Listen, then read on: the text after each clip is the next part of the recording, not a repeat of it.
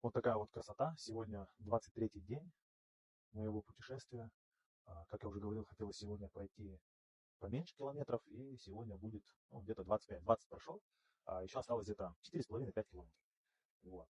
И самое интересное, он сейчас показал вид с гор в горах, с горы, как сказать. В общем, получилось, что почти все 20 километров поднимался в гору. Высота сейчас составила, посмотрел, около 700 метров, что 690, 700 метров высота, и все время шел в гору, вот сейчас поднялся, сел, перекусил, и уже сейчас по прямой дойду до своей цели. Ну, скажем, минут 50, и я уже буду на месте, поэтому сегодня чуть короче день.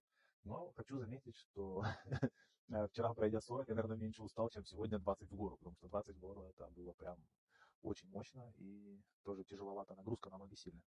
Вот как-то так.